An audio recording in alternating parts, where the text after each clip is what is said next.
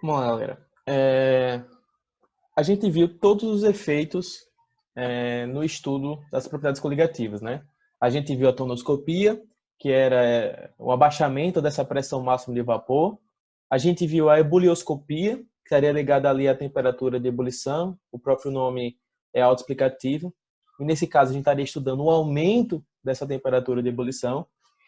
E a gente viu a crioscopia.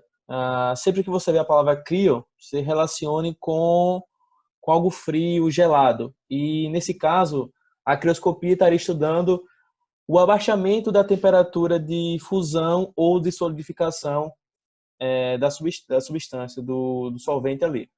E por último, a gente viu a osmoscopia ou osmometria, mais fácil até de falar, que é o estudo dessa pressão osmótica, da transferência de solvente através de soluções com concentrações diferentes. Perfeito? Aí a gente viu todos aqueles fenômenos biológicos. A gente diferenciou um peixe de água doce de um peixe de água salgada, quais são as suas diferenças evolutivas e como que a química estaria relacionada ali.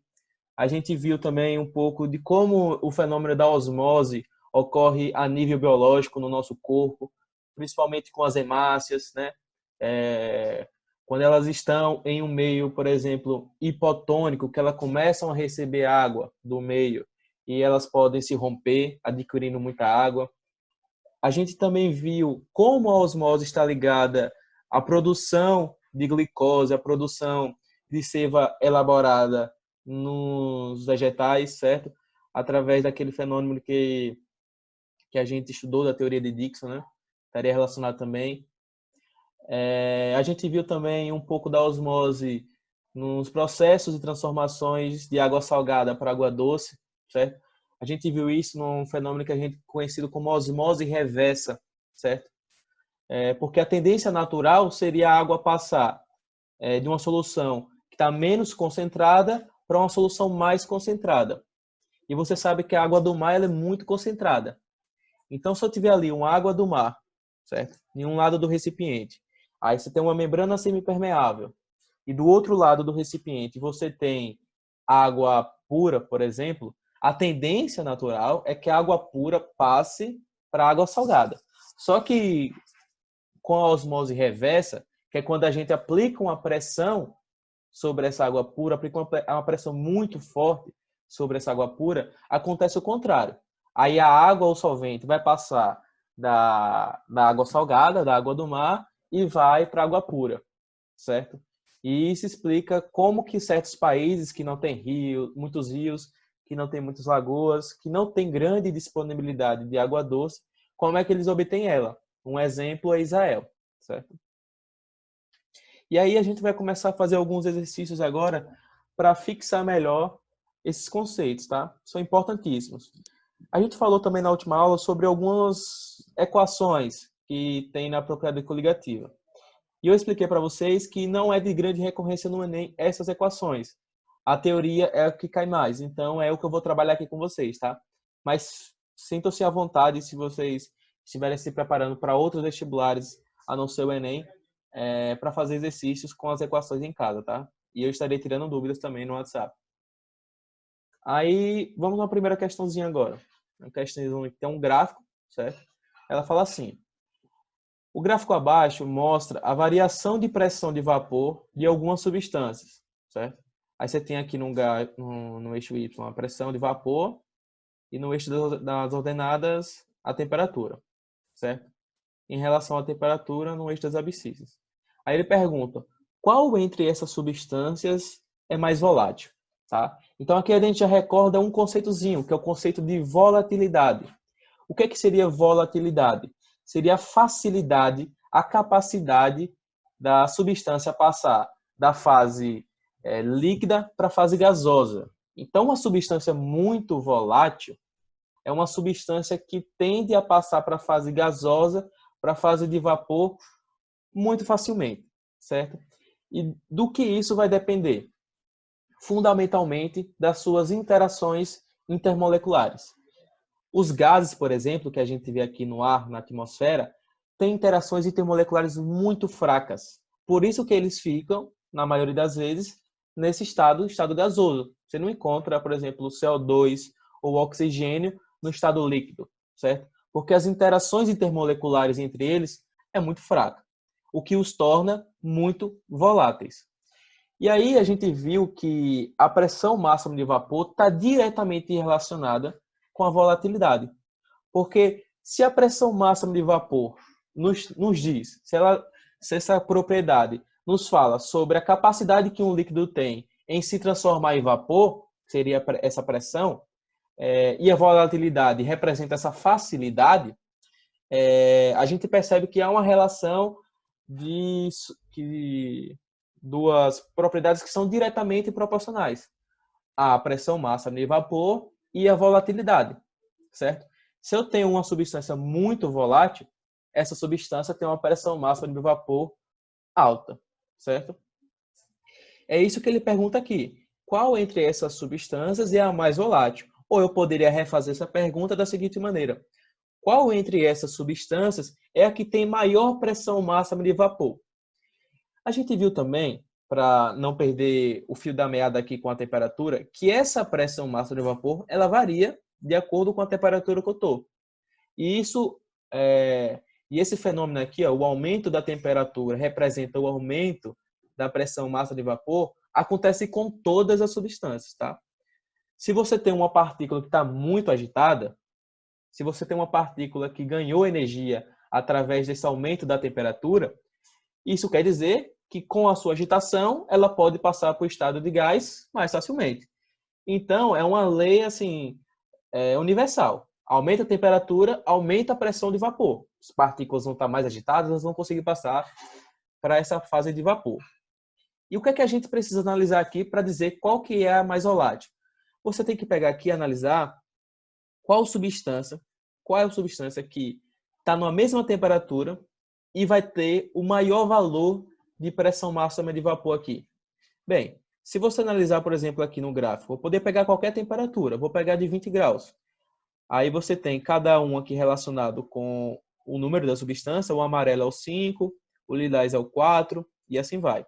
Se você pegar em 20 graus, como eu estou apontando com o mouse, a ordem crescente do menor para o maior é essa aqui que eu estou representando com o mouse.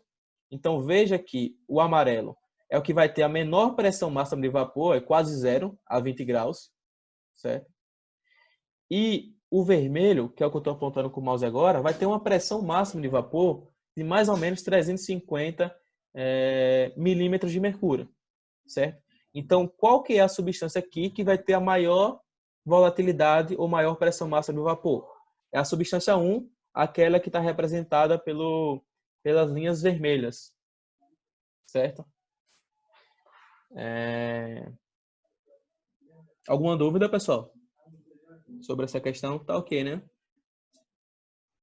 Tô tranquila por enquanto. Tem uma outra questãozinha aqui, uma questão teórica.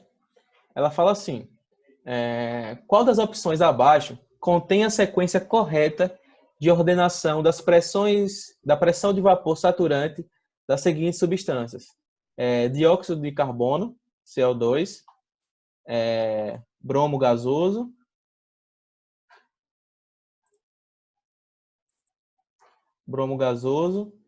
mercúrio, na temperatura de 25 graus Celsius. Então, o que é que acontece?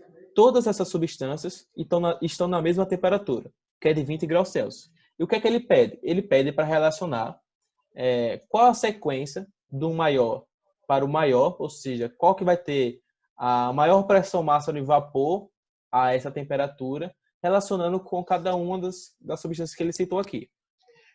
Aqui, a gente vai ter que lembrar um pouquinho das ideias das interações intermoleculares, certo? O que é que vocês sabem? Se você for pegar, por exemplo, um termômetro na sua casa agora, os mais antigos, você percebe que existe uma colunazinha de mercúrio ali. Porque o mercúrio, na fase de 25 graus Celsius, ele vai estar na forma líquida, tá? Então, se você colocar esse termômetro e for medir a temperatura do seu corpo, ao passo que esse mercúrio vai ganhando energia, ele vai ganhando energia de onde? Do seu corpo. Ele vai aumentando a sua coluna de líquido que está ali. o mercúrio vai meio que subindo ali na temperatura. É por isso que ele nos indica, por isso que o termômetro indica a nossa temperatura. Então, na fase de 25 graus Celsius, pela nossa experiência do cotidiano, o mercúrio está na fase líquida. Pela nossa experiência também do cotidiano, a gente percebe que o dióxido de carbono, que é aquele ar que a gente expira do nosso corpo, ele está na fase gasosa, certo? Então, a gente já tem uma relação aqui. Se a 25 graus Celsius, o dióxido de carbono está na fase gasosa e o mercúrio, aquele que está lá no termômetro, está na fase líquida, isso indica que o dióxido de carbono tem uma maior pressão máxima de vapor do que o mercúrio. Porque, veja, numa mesma temperatura, um está na fase gasosa, ou seja, está na fase de vapor, e, portanto, vai ter uma maior pressão, e o outro está na fase líquida, e, portanto, vai ter uma menor pressão máxima de vapor. Então, você pode eliminar qualquer alternativa aqui que indique o mercúrio sendo uma pressão máxima de vapor maior do que o dióxido de carbono. Aí você vai ter que relacionar agora o CO2 com o bromo. Só que se você for estudar, por exemplo, um pouquinho das interações intermoleculares, você vai perceber que são duas moléculas que a gente chama de lineares, certo? O CO2 e o bromo. Por que são moléculas lineares? Porque tanto o oxigênio aqui, no dióxido de carbono, vai anular a diferença de elétrons que vai existir, quanto quando você tiver substâncias de elementos iguais, ela automaticamente vai ser linear. Você tem um BR ligado a outro BR. Ou seja, forma uma ligação simples. Aqui você tem um CO, um carbono, ligado a 2 oxigênio. São duas ligações duplas. O carbono pode fazer no máximo 4. Então, uma dupla com um oxigênio e outra dupla com outro oxigênio. Como só tem oxigênio ligado a esse carbono, você também vai ter uma ligação do tipo linear, certo? Agora a gente vai analisar a massa molecular. Por quê? Porque se você tiver uma massa molecular alta, isso indica que você precisa fornecer mais energia, você precisa dar mais energia para essa massa para que ela passe para o estado de gás. É tipo assim, você acha que vai ser mais fácil passar 100 ml de água para a forma gasosa ou 1 litro de água para a forma gasosa? É claro que em menor tempo você vai ter os 100 ml ali passando para a fase gasosa. O mesmo você pode relacionar aqui. O CO2 ele vai ter uma massa maior do que o bromo. Se ele tem uma massa maior do que o bromo, então entenderia que ele teria uma dificuldade em passar para a fase gasosa. Só que na relação, vamos dizer assim, das interações intermoleculares, existe uma ordem, uma importância para que essa substância passe para a fase gasosa ou para que essa interação seja forte ou fraca. Tá? A primeira de tudo é o tipo da ligação que tem ali. Eu falei para vocês em uma aula, não foi na aula passada, foi na aula retrasada, que existiam 3 tipos principais. Existiam as interações do tipo ligação de hidrogênio, existiam as interações, as forças fracas de London e as forças de Van der Waals ou força de London, perfeito? As ligações de hidrogênio eram as mais fortes. Então, se você tem um hidrogênio ligado, por exemplo, a oxigênio, a flúor ou a nitrogênio, você teria esse tipo de ligação, esse tipo de interação, que é muito forte. Mas, se você tem, por exemplo, uma ligação do tipo de London, uma força fraca de London, essa interação não vai ser tão forte assim. Mas por quê? Por que que isso ocorre? Porque é o que a gente chama assim, quando você tem uma molécula ligada por elementos diferentes, vamos dizer assim, no caso o CO2, o oxigênio tem uma eletronegatividade diferente do carbono. Essa eletronegatividade proporciona que o oxigênio puxe para si os elétrons do carbono. Quando o oxigênio puxa os elétrons do carbono, ele forma um polo. A gente chama esse polo de polo negativo. E o carbono, porque perdeu seus elétrons, vai ser o polo positivo. Como a gente teve a formação de polos, a gente vai ter momentos que a gente chama momentos dipolares, em que tem uma fase negativa e uma fase positiva. Como você tem uma fase negativa e uma fase positiva, quando uma molécula de CO2 for interagir com outra molécula de CO2, veja que aqui eu não estou falando mais de uma interação intramolecular, que seria entre o oxigênio e o carbono. Eu estou falando de uma interação intermolecular, que é entre um CO2 e outro CO2. A parte positiva do CO2 interage com a parte negativa do outro CO2. Perfeito? E isso forma um tipo de interação que é um pouquinho mais forte. Já o bromo, por exemplo, ele vai ter uma interação que não vai formar esses polos, porque eu estou ligando duas substâncias que têm a mesma eletronegatividade. Eu estou ligando dois bromos, um bromo ligado a outro bromo. A eletronegatividade é a mesma entre eles. Então não vai ter, por exemplo, não vai ter como puxar esses elétrons, certo? E aí, quando você for colocar na ordem, você vai perceber que a pressão máxima de vapor do dióxido de carbono vai ser maior do que a pressão do bromo e vai ser maior do que a pressão do mercúrio. Perfeito? Até pelo dia a dia a gente conseguiria responder essa, tá?